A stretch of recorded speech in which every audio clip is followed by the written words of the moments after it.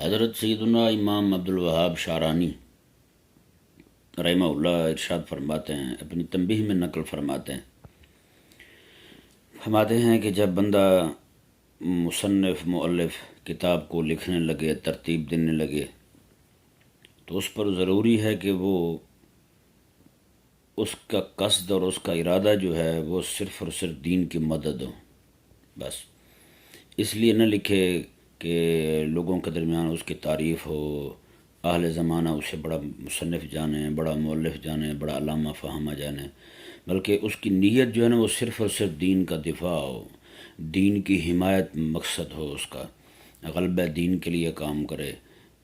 اس لیے، اور یہ صرف جو ہے نا وہ لکھنے کی حد تک نہیں ہے، بلکہ بولنے والا بھی اسی لیے بولے، میں اس لیے بول رہا ہوں تاکہ رسول اللہ علیہ السلام کا دین غالب آئے، رسول اللہ علیہ السلام کا حکم سب سے اونچا سمجھا جائے، اللہ تعالیٰ کا حکم سب سے اونچا سمجھا جائے.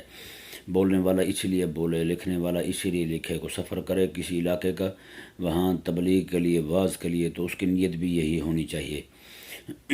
اس لیے نیت یہ اس لیے نہ بولے کہ وہ خطیب اعظم مشہور ہو جائے، علامہ فہمہ مشہور ہو جائے. ایسی بات بالکل نہیں ہونی چاہیے.